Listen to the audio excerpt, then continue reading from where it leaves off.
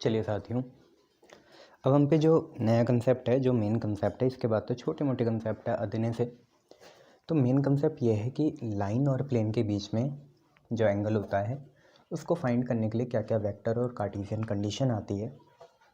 साथ में हम यहाँ ये भी देखेंगे कि लाइन और प्लेन के बीच का डिस्टेंस क्या है। ठीक है, तो हम सब हेडिंग लगा लेते हैं अपने वाइट बोर्ड में और अपनी कॉपीज़ में कि हमें फाइंड करना है लास्ट फाइनल बढ़िया कंसेप्ट, जो कि है angle between line and plane. Angle between line and plane, line और प्लेन के बीच का एंगल। ठीक, angle between line and plane, ये हमें देखना है। अब देखिए, आप समझिए कि मैं कहना क्या चाह रहा हूँ। मान लीजिए मेरे पास ये मेरा प्लेन है, ये मेरे पास मेरा प्लेन है। ठीक है, और बच्चों ये प्लेन का है नॉर्मल, ये प्लेन का है नॉर्मल।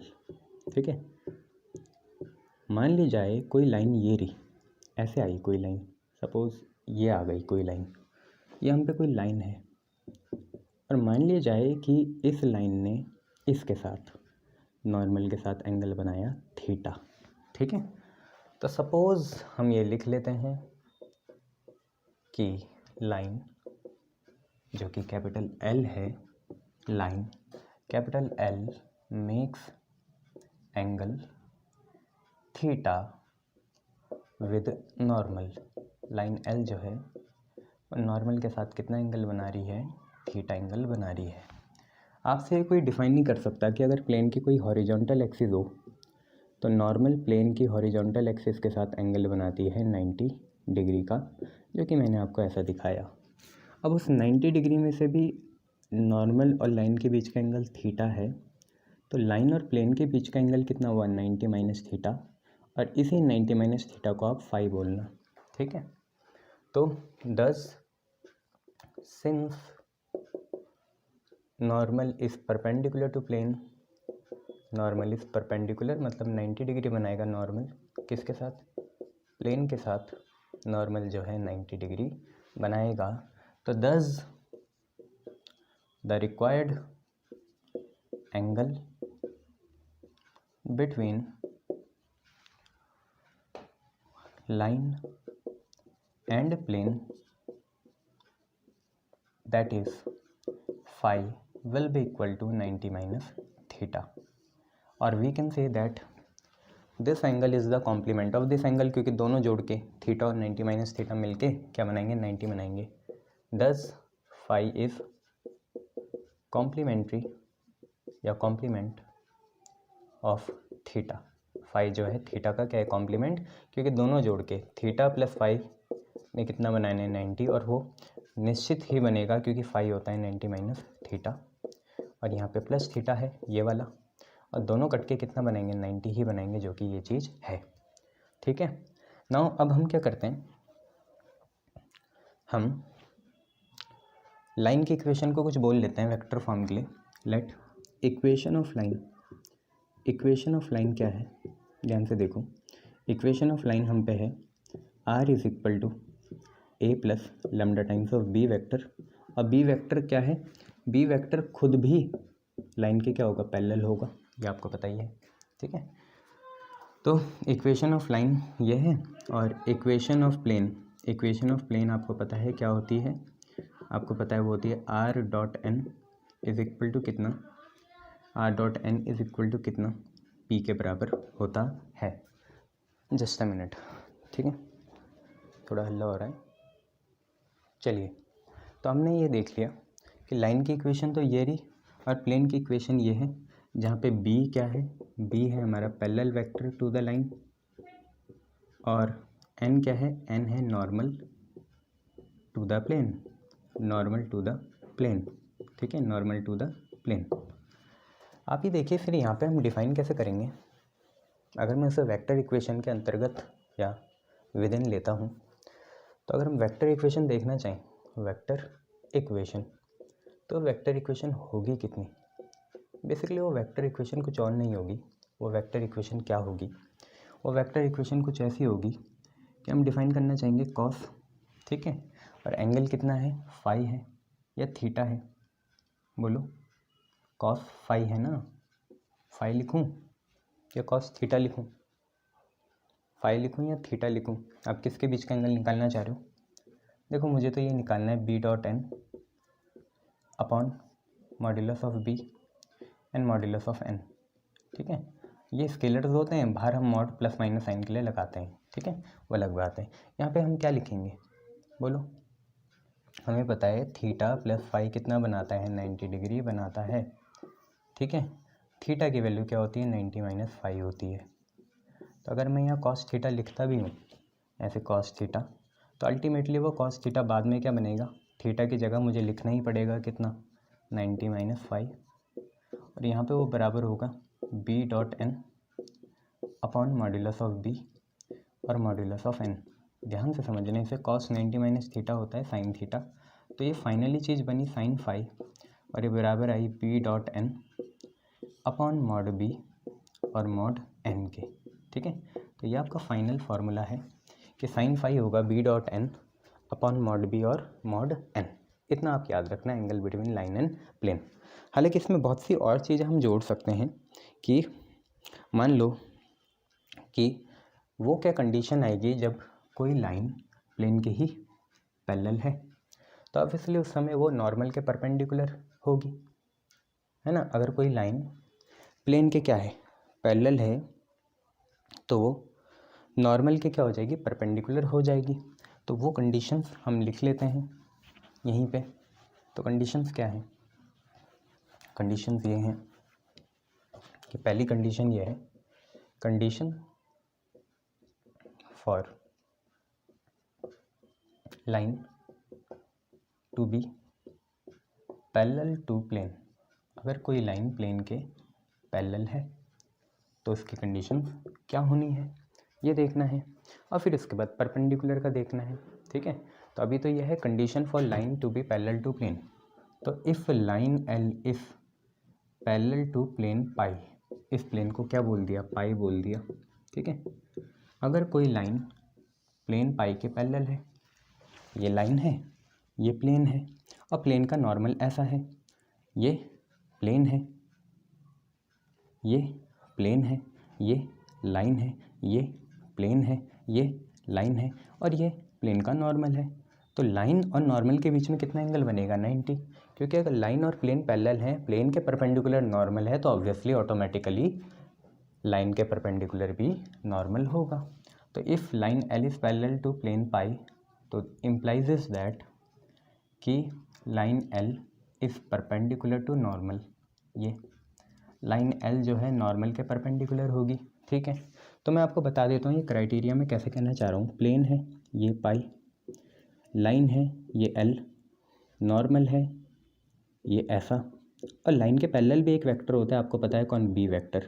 लाइन का अपना उसे डी आर कौन देता है, बी वेक्टर देता है। तो मैं ये भी कह सकता हूँ कि लाइन एल का वेक्टर कौन आया, बी। तो बी वेक्टर परपेंडिकुलर हो गया किसके, एन कैप के, और अगर बी वेक्टर एन कैप के परपेंडिकुलर है तो फाइनल कंडीशन ये बनी कि बी डॉट एन हम करेंगे तो कॉस 90 कितने के बराबर आ जाएगा, 0 के बराबर आ जाएगा। इतना आपको याद रखना है, ठीक है। नेक्स्ट इसके बाद मैं आपको जो कंडीशन बताना चाहता हूँ वो ये बताना चाहता हूँ कि condition for line to be perpendicular to plane pi. अगर लाइन प्लेन पाई के क्या हो जाए, परपेंडिकुलर हो जाए, तो मान के चलते हैं if line L is perpendicular to plane पाई।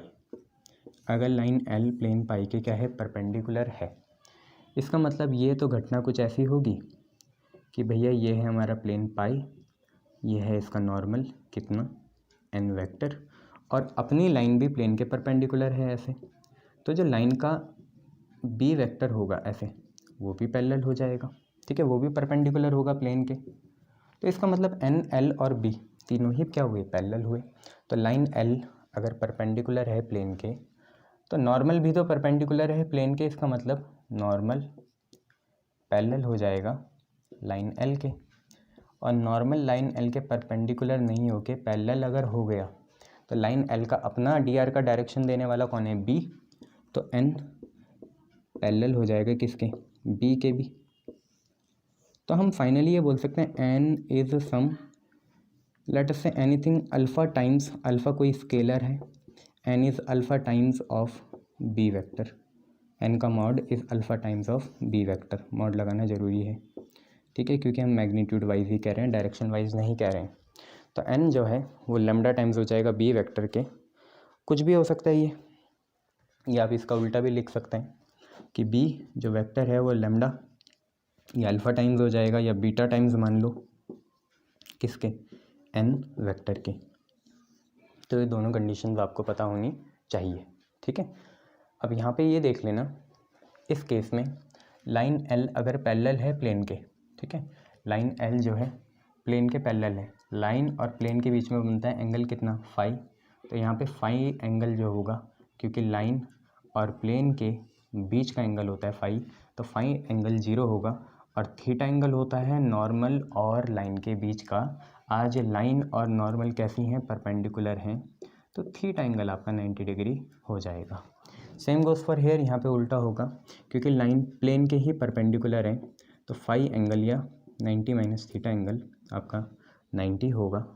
और थीटा एंगल जो है, थीटा एंगल क्या है, थीटा एंगल होता है नॉर्मल और लाइन के बीच का। तो नॉर्मल और लाइन आपस में क्या होंगी, पैरेलल होगी, तो थीटा एंगल कितना हो जाएगा, 0 डिग्री हो जाएगा। तो इतनी कंडीशंस आपको पता होनी चाहिए, देख लीजिए, ठीक है। चलिए नेक्स्ट चीज़ करेंगे। देखिए नेक्स्ट चीज़ क्या है, इसकी एक बार कार्टेशियन फॉर्म भी लिख लेते हैं तो आपको समझ में आ जाएगा, ठीक है। तो हमने ये बोला, अब तो आपको पता है ना साइन अल्फा ही आता है, तो उसको बेस मान के कर सकते हैं।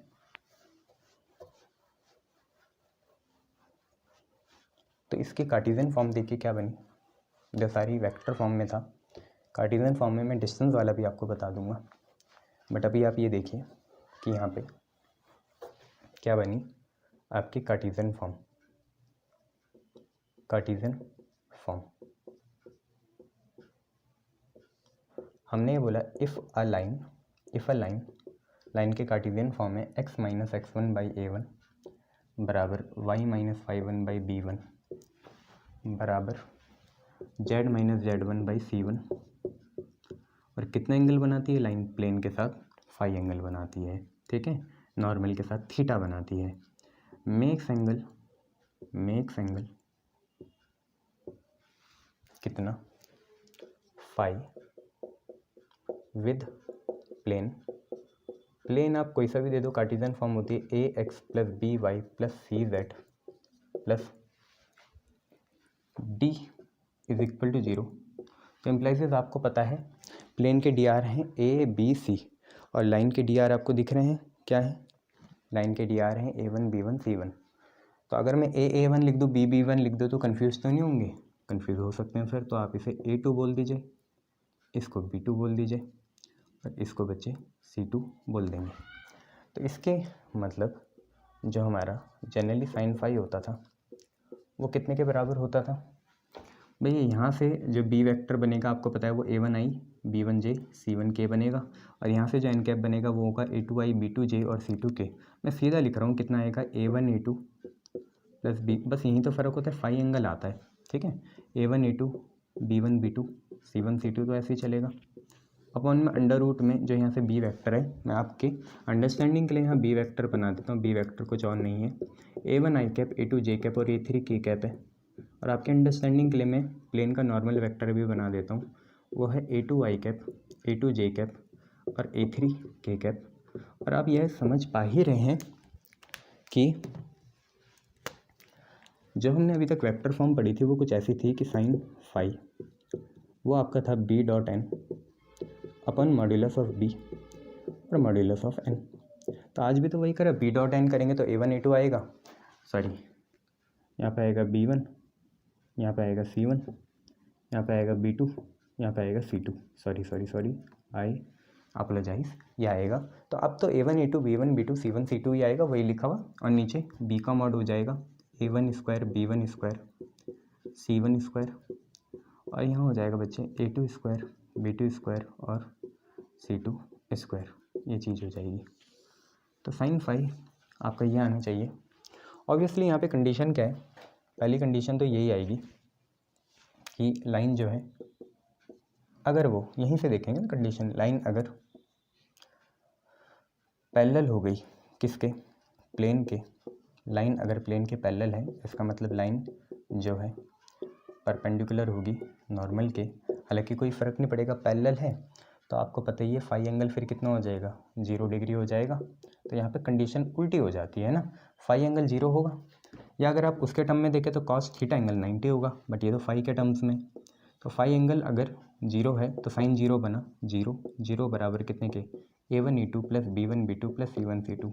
आपको बस इतना समझना है कि जब हम लाइन और प्लेन से डील करेंगे तो जो दो प्लेन्स के बीच की कंडीशन थी बिल्कुल उसका उल्टा आएगा। जो वहाँ पैरेलल कंडीशन थी वो यहाँ परपेंडिकुलर बन जाएगी, और जो वहाँ परपेंडिकुलर कंडीशन थी वो यहाँ पैरेलल बन जाएगी, और कुछ नहीं है। इसके बाद नेक्स्ट ये होगा कि लाइन अगर परपेंडिकुलर होगी प्लेन के, लाइन अगर प्लेन के क्या हो गई, परपेंडिकुलर हो गई, इसका मतलब सिंपल सी बात है, लाइन नॉर्मल के पैरेलल होगी, line is parallel to normal. पर हमें ये देखना है क्योंकि लाइन और प्लेन के बीच के एंगल से हम डिफाइन कर रहे हैं इस पूरे क्राइटेरिया को, जो कि फाई है, और फाई एंगल यहाँ हो जाएगा 90 डिग्री। और जब भी 90 डिग्री होगा तो आपको पता है फिर यहाँ पे A1/A2 बराबर B1/B2 बराबर C1/C2 आना चाहिए। ठीक है, A1/A2 बराबर B1/B2 बराबर C1/C2 किसी लैम्डा के बराबर आना चाहिए। तो इतनी कंडीशंस आपको पता होनी चाहिए साहब। ठीक है, ये है। नाउ और क्या करें, बस इतना ही है। अब मैं आपको बता देता हूँ, अगर एक लाइन और एक प्लेन एक दूसरे के पैरेलल हैं तो उसका डिस्टेंस क्या होगा। ठीक है, distance between line parallel to the plane, तो वो हम थर्ड क्राइटेरिया डाल के लिख लेते हैं कार्टेशियन में, डिस्टेंस बिटवीन लाइन,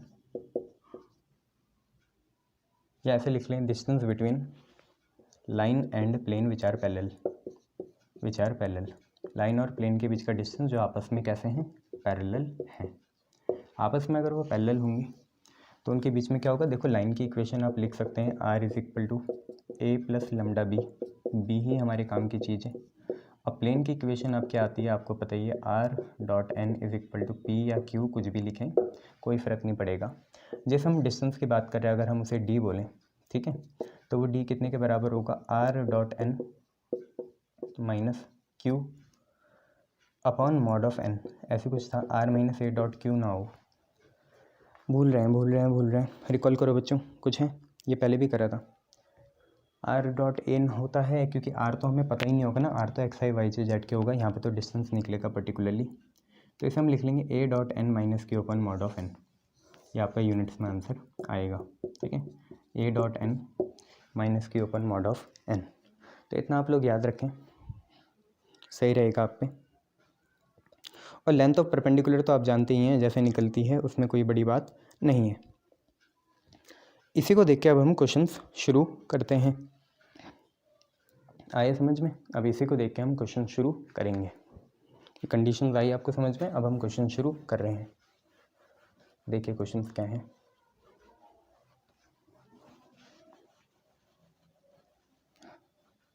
क्वेश्चन हम पे हैं, पहला क्वेश्चन है find angle between line R vector = I + j - 3k, I + j - 3k plus lambda 2i + 2j + k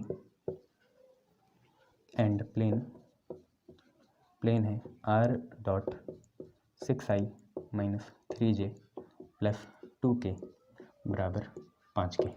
ठीक है, तो यार आपको तो मतलब होता है एंगल निकालना है ना, तो आपको तो अगर कंपेयरिंग करेंगे, ऑन कंपेयरिंग लाइन विद, अगर हम लाइन को कंपेयर करें किससे, R = R1 + lambda B vector से, तो R1 यह है, किसी काम का नहीं है, लैम्डा के बाद जो B है वो काम का है, तो बी वेक्टर आ जाएगा 2i प्लस 2j प्लस के, ये आ गया। ठीक है। नाउ इसी के साथ अगर हम ये करें कि on comparing plane with marker change करने होता है ना, प्लेन विद किससे, R dot N is equal to P या क्यू से।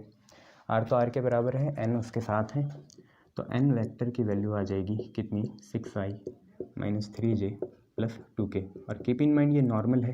ठीक है, नॉर्मल और लाइन के एंगल थीटा होता है, हमें तो फाई चाहिए, तो हम यहाँ cos 90 माइनस थीटा या साइन फाई की वैल्यू लिखेंगे, इधर से ही एंगल निकलता है। साइन फाई होता है B dot N upon modulus of B and modulus of N.